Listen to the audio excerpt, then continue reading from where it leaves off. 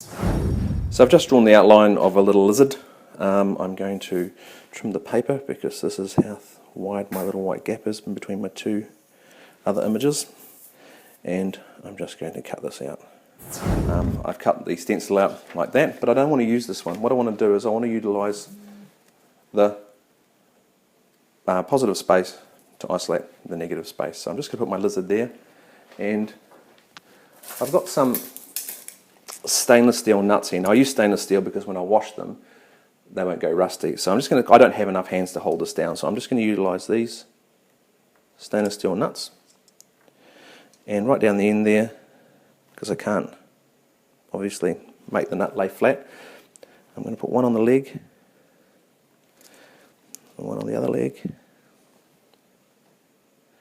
making sure that you can always see the paper. I'm going to put this one down there as well. It needs to go there. What I do with these nuts when I'm finished is I just put them in a sieve and just rinse them under the hot water tap and then let them drain. And that way they always stay clean and they're always dry. Alright, there's a couple of little bits there that are going to flop around. I'll just show you what I'll do with those. Now, I'm using the tip of my scalpel, and I'm going to drop some red food colouring into my airbrush.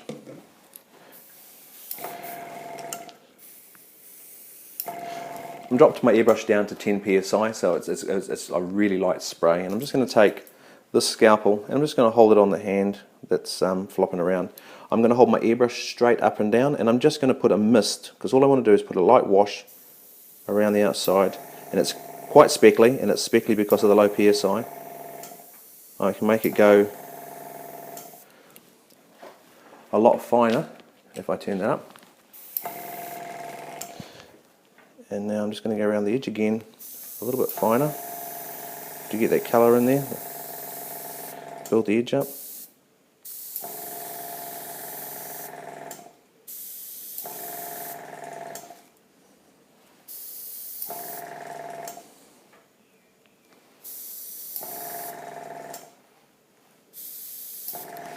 Right, I'm going to wash my airbrush out, and I'm going to remove the nuts.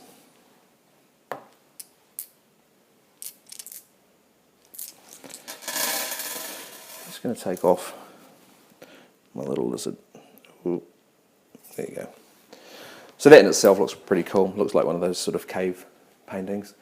I'm now going to isolate the outside by putting this, oops, there was something wrong, over the outside, and I'm just going to lay a solid yellow colour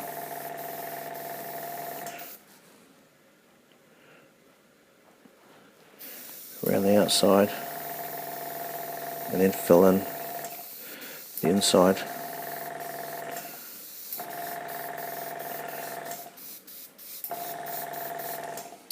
Right, so this is one of the Boss stencils. This is actually my favourite stencil out of all of the stencils. These stencils are fantastic for cakes, they're cool for hobbies on paper, and they're also cool for body art as well. So if you're going to change mediums for the different food colourings to body paint to craft paint, the compressor is going to run all of those, so it's a real valuable little machine. The only thing you're going to have to change is the airbrush. So buy a designated airbrush for each of your hobbies, whether it be face painting, nail painting, crafts, or cake decorating. So I'm just going to put a little bit of blue inside the airbrush now, and I'm going to lay this stencil right in the middle of my lizard. And as you can see, it's put a little bit of a scaly print on his back. I'm just going to go around the edge just to give the edge a bit more definition as well. Now, it is a silhouette of a lizard, so it hasn't got eyes, it hasn't got a lot of detail around the legs and things like that, but it has got enough detail to make it more interesting than just a block shape. So I'm just going to lift that off now, and that's basically how we create a two-part stencil. You've got your wood grain, 3 colours using a brush and a brush application, but then highlighting it with your airbrush.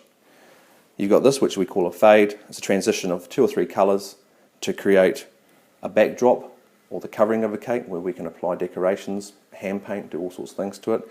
And then this, which is basic stenciling. This is as basic as it gets, using a positive and a negative to isolate each, and then just laying down 2 or 3 colours. Just sort of picked up the back of it there with a little stencil from Bake Boss.